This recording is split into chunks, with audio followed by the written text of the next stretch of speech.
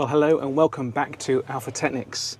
Today it's going to be something a little bit different, not to do with the Alpha, but actually on my normal daily driver. This is my Land Rover Defender 90 TD5 from the year 2006. As you can see, it's a little bit different from what the standard Land Rover 90 might look like, and it's been completely had a bespoke interior fitted. Very original on the outside, but when you look through the glass it's completely different. I will do a video on all the features and the interior and the exterior. This video is actually an upgrade that I've been planning to do for a bit now, and this is actually fitting a synchro gearbox Quickshift. This kit is suitable for the TD5 Discoveries and the Land Rover fitted with the LT77 and the R38 gearbox. This is the box it comes in, and it's from Synchro Gearboxes, and you can see there that there's the pivot pin, much shorter. When that's fitted in the car, I'll do a comparison in a minute. You get a new bush. There we go, a little bush. We have also some new bolts. Also in the kit comes an adapter plate, which I'm going to be fitting, and also with some silicone gasket sealant. They do not come with gaskets, unfortunately, so we're going to be using an RTV silicone. It says high temp, but it's not really a high temp application. Okay, so the first thing I need to do is remove the cover on the gearbox, so we'll do that now. The first thing I need to do is to remove the gear knob. Just unscrews like so. This one has a billet brass gear knob, very heavy, and it's quite a lovely feature to have in your hand as you're changing gear. And then the diff lock gear knob. This will allow me to remove the boot cover over the gearbox levers. I'm going to put those to one side. Next I'm just going to lift up the floor mat, which will allow me to gain access and pop off the boot cover around the edge, like so, all the way around. It's fairly robust, and do try not to tear it.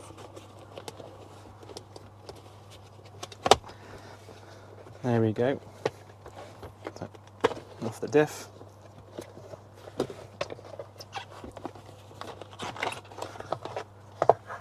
And out off the gear lever.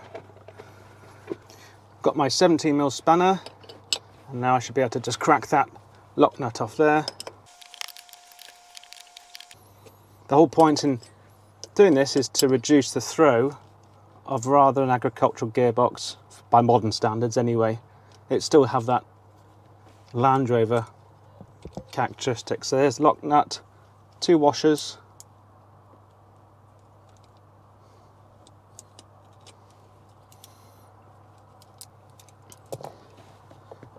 and just ease off the gear lever. And now we can have a look at removing this foam that sits around. Maybe this gasket comes off first. No, just remove the foam that sits around the enclosure on top of the gearbox. It might be a little bit tight. Trying to remove this sound deadening material is a right tricky job, to be honest. It appeared on later models, but you've also got these lower rubber boots as well, which trying working out what comes out first, the boot or the sound deadening material. But I think it's coming. Just needs a bit of persuasion. Try not to rip it as well. It's just tight.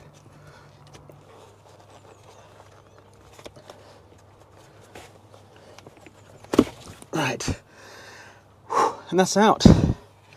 That was a job.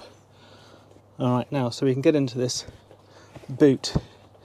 There's no circlip on the top there or anything like that. Holding that in, is there? No. And then underneath, peel it away.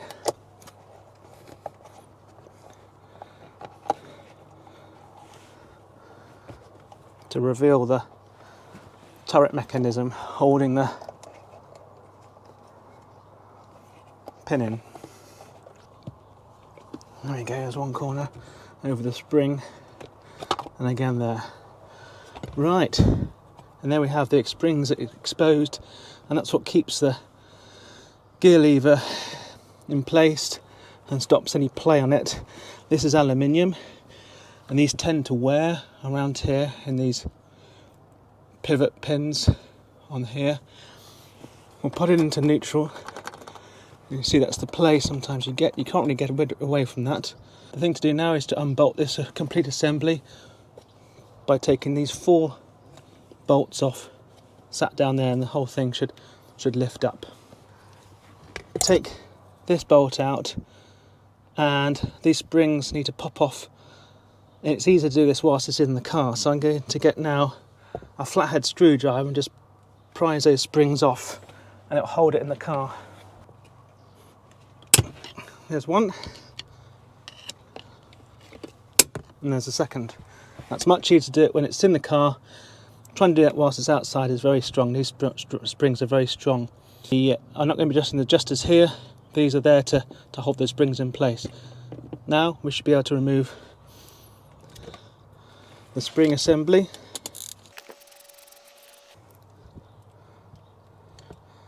Take that off and its washer, and now go in here and remove the rest of the bolts holding it on.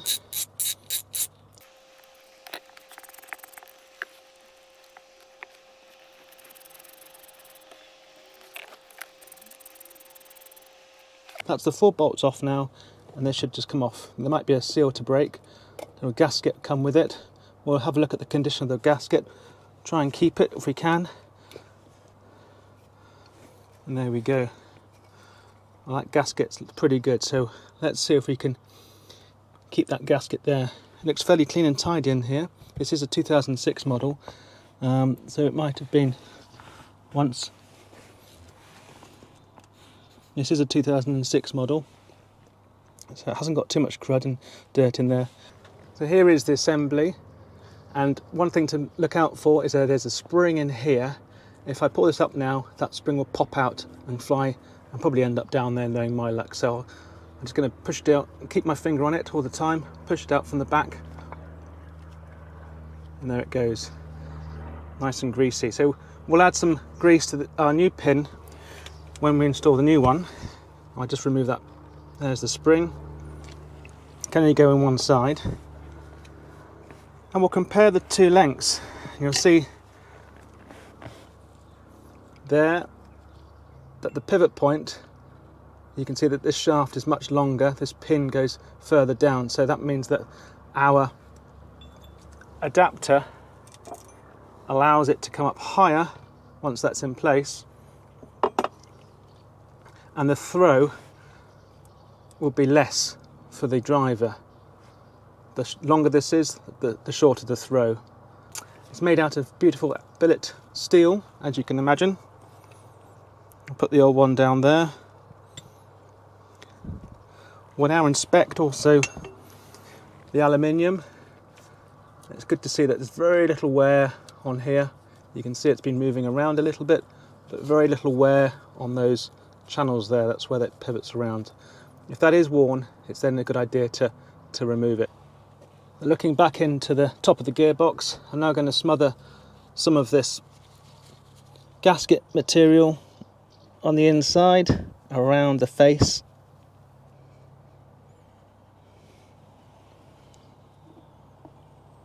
Just to keep any water and muck out. There we go. Just spread that little bit with my finger.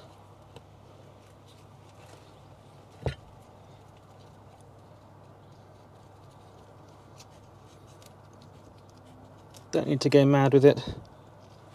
It is really high viscosity stuff, and it makes a good seal.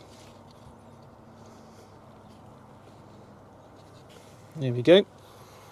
Place the adapter onto the top.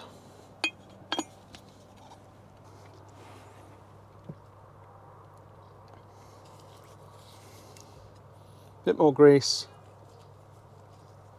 and I'll install the spring inside and put this, a bit fiddly this job, but that will go down into there where it came out, push the spring in, and there we go. Whoa, got my glove trapped. And it's in there for now. We got longer bolts to go in there, so we'll be replacing those. Now we can take the turret. The turret's got a gasket on it. We're going to keep that gasket where it is and then place it on top there, making sure that the ball goes into the joint like so. And now we can place our bolts through our locations.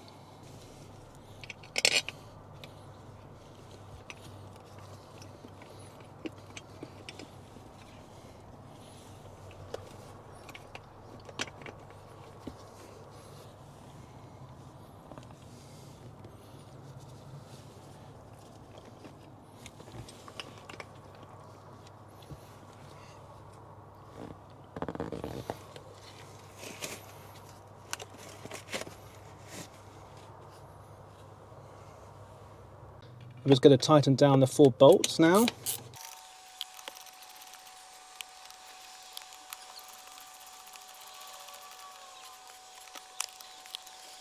And there we are, there's the 4 bolts in place. This is our bolt that retains the joint or the pin in place.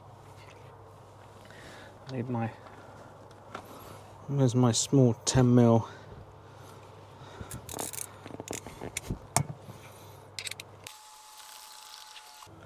Tighten that down, and now for the final tricky bit is to get the springs back over the pin.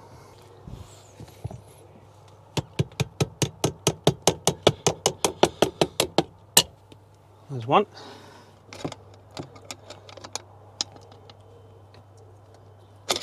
And there's the second one in place. And you see that sort of floats. Those springs holding it down. There's very little play in there now, which is good.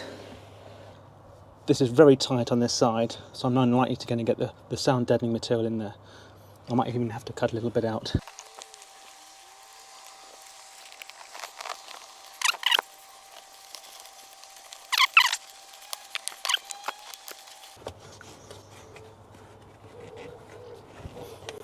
Okay, now going to reassemble the gear stick.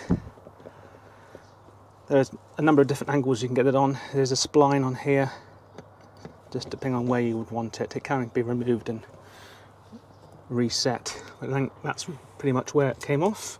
2 washers go on there. My lock nut. I'm now using my 17mm spanner to lock it down in place. That's good. Okay, now the main boot goes on again. Alright, now the remaining to do is to tuck this in place, put the gear knobs back on, and then we'll take it for a drive. And now we've fitted the Quickshift gearbox. The gear throw is much less of a throw from across the range of the gearboxes. You have to be more precise, I noticed, with the gear changes. But certainly, you're not rowing the box as you normally would do in a Defender, if anybody's actually driven a Defender.